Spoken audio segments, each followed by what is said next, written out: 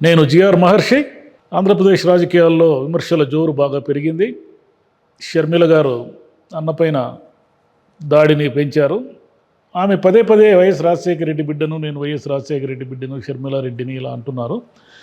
అయితే ఇక్కడ వైఎస్ని బాగా అభిమానించే వాళ్ళకి ఆశ్చర్యం కలిగించే విషయం ఏమిటంటే, షర్మిల గారికి పాలిటిక్స్లో విశ్వసనీయత ఉందా? రాజశేఖర రెడ్డి గారికి విశ్వసనీయత గురించి ఆయన మారుపేరు అన్నట్టుగా చెప్తారు కదా, అట్లా తీసుకుంటే షర్మిల గారికి విశ్వసనీయత ఎంత ఉంది, ఏ మేరకు ఉంది, అసలు ఆమె పొలిటికల్ ఎంట్రీ కరెక్ట్గా జరిగిందా, అన్ని రాంగ్ స్టెప్సే వేస్తున్నారా అనేది కొంచెం మనం ఒకసారి ఆలోచిస్తే ఏం జరుగుతుందంటే, యాక్చువల్గా ఆమె కారణాలు ఏమైతేనేమి తెలంగాణలో పార్టీ పెట్టారు, పాదయాత్ర చేశారు, కేసీఆర్ గారు నియంతని అదని ఇదని ఆయన ప్రభుత్వాన్ని ఇష్టమని తిట్టారు, అదేవిధంగా కాంగ్రెస్ని తిట్టారు, బీజేపీని తిట్టారు.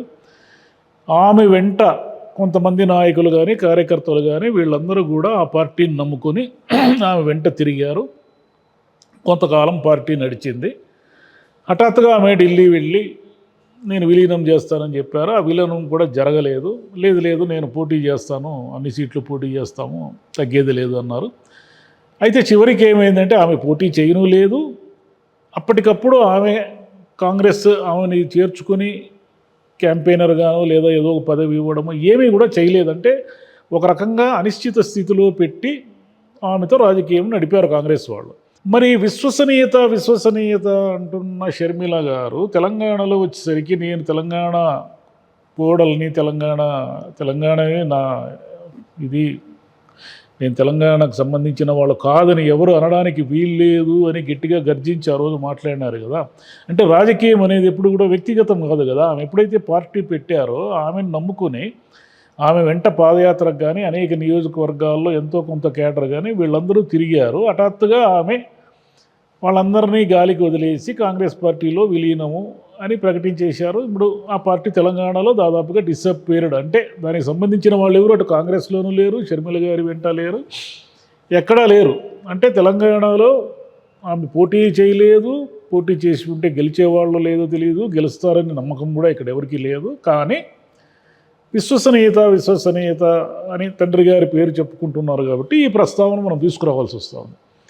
ఇక్కడ ఆంధ్రప్రదేశ్ రాజకీయాల్లోకి వచ్చేసరికి ఆమె ఈ పని అంటే ఒకవేళ జగన్ గారి ప్రభుత్వం బాగలేదు, జగన్ గారి ప్రభుత్వం విధానాలు సరిగా లేవు, ఆయన ప్రజలకు మేలు చేయడం లేదు, బీజేపీకి అనుకూలంగా ఉన్నారు, ఇంకొకటి లేదా అభివృద్ధి ఆగిపోయింది, సరే ఆమె ఇప్పుడు విమర్శిస్తున్న పాయింట్స్ ఏవైతే ఉన్నాయో ఈ పాయింట్స్ అన్నీ కూడా ఇంకొక 2 నెలల ఎన్నికలు ఉన్నప్పుడు ఆమె హఠాత్తుగా కాంగ్రెస్ తీర్థం పుచ్చుకొని కాంగ్రెస్ చీఫ్గా వచ్చేసి జగన్ మీద ఎందుకు బాణం ఎక్కువ పెడుతున్నారు?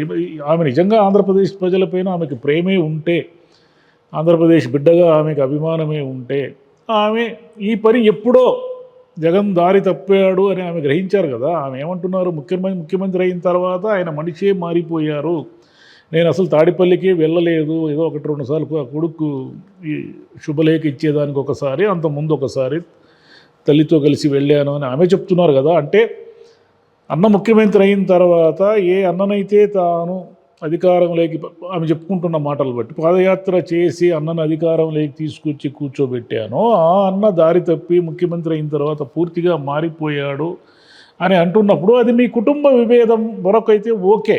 మీరు ఎప్పుడైతే ప్రజల గురించి మాట్లాడుతున్నారో, ప్రజాక్షేత్రంలోకి వచ్చి ఇప్పుడు కాంగ్రెస్ చీఫ్గా విమర్శలు ఎక్కువ పెడుతున్నారో, మీకు నిజంగా ప్రజలపైన ప్రేమ ఉంటే తెలంగాణలో చేసి యుద్ధం ఏదో ఇక్కడే చేసి ఉండాలి.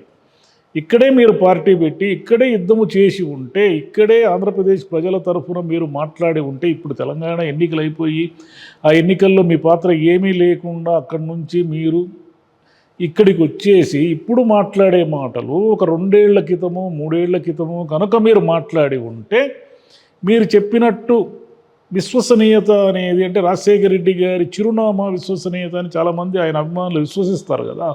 మీరు ఆయన బిడ్డగా రాజశేఖర రెడ్డి గారి బిడ్డగా మీరు రాజకీయాల్లోకి వచ్చారు కాబట్టి మీరు చెప్పే ప్రతి మాటకు కూడా ఒక వ్యాలిడిటీ ఉండేది. ఇప్పుడు మీరు కాంగ్రెస్కు ప్రాణం పోస్తారని, కాంగ్రెస్ సీట్లు గెలిపిస్తారని, కాంగ్రెస్కి ఏదో కొత్త ఉత్తేజం ఈ 2 నెలల్లో తీసుకొస్తారని ఎవరు ఆశించడం లేదు. కాంగ్రెస్ నాయకులకు కూడా ఆ విషయం తెలుసు. ఎందుకంటే 0 లెవెల్లో ఉన్నవాళ్ళు కొంత 1%గా ఏ రకంగా వాళ్ళకి పార్టీకి బలం చేకూరినా కూడా అది మన మంచికే అనుకునే మూడ్లో వాళ్ళు ఉన్నారు. ఎందుకంటే ఆ పార్టీని లేపడం ఎవరి వల్ల కాదనే క్లారిటీ వాళ్ళకు కూడా ఉంది. షర్మిల లాంటి స్టార్ క్యాంపెయినర్ వచ్చారు కాబట్టి, రాజశేఖర రెడ్డి బిడ్డగా ఆమెకు గుడ్ విల్ ఉంది కాబట్టి, ఆమె గట్టిగా మాట్లాడగలిగిన వక్త కాబట్టి, ఆమె వస్తే ఖచ్చితంగా కాంగ్రెస్కి ఎంతో కొంత కదలిక వస్తుంది. కాంగ్రెస్ క్యాడర్లో ఏంటంటే వైసీపీని వ్యతిరేకించే వాళ్ళందరూ కూడా ఇటు కాంగ్రెస్ వైపు వచ్చే అవకాశం ఉంది అనే ఒక నమ్మకంతో వాళ్ళు చేశారు. సరే, ఇదంతా మీరు 2 రకాలుగా చూడొచ్చు మనం.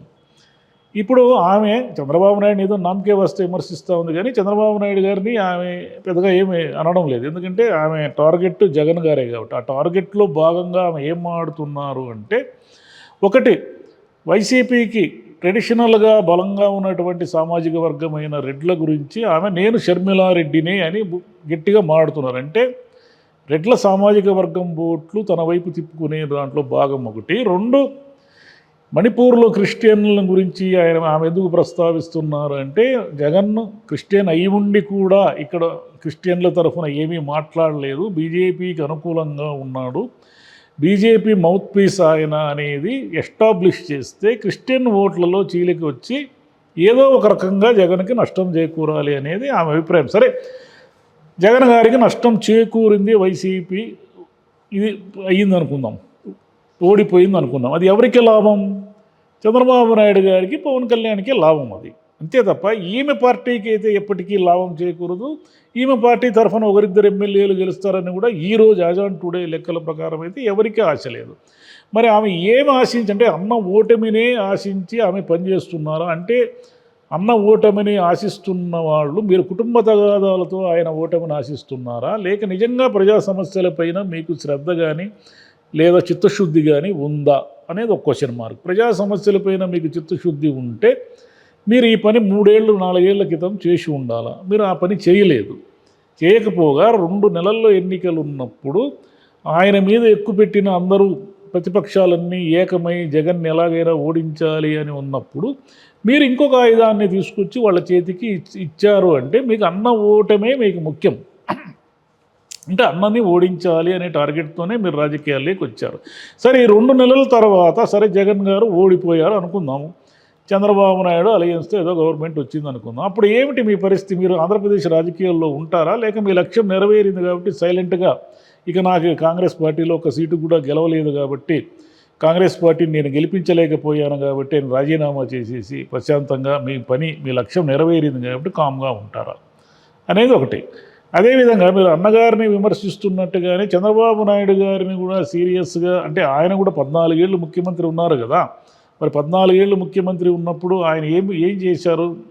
ఆంధ్రప్రదేశ్ ఏర్పడిన తర్వాత 5 ఏళ్ళు ఉన్నారు కదా, ఆయన ఏం చేశారు అనేది సీరియస్గా ఏమైనా విమర్శిస్తున్నారంటే ఏం పెద్దగా విమర్శించడం లేదు. కారణం ఏమిటంటే ఆమె టార్గెట్ జగన్ కాబట్టి, జగన్ గారి మీద ఆమె ఇప్పుడు బాణం ఎక్కుపెట్టారు. ఒకప్పుడు జగనన్న వదిలిన బాణమే అయినా ఇప్పుడు జగన్ గారి మీద బాణం ఎక్కుపెట్టారు. సరే, ప్రజాస్వామ్యంలో ఎవరినైనా అన్న చెల్లెళ్ళైనా, చెల్లెలు అన్ననైనా, కుటుంబాలు ఎవరినైనా విమర్శించుకోవచ్చు. మనం ఎన్నో చూసాం, కుటుంబ విభేదాలు, రాజకీయ విభేదాలు, ఇవన్నీ ఎన్నో చూసాం.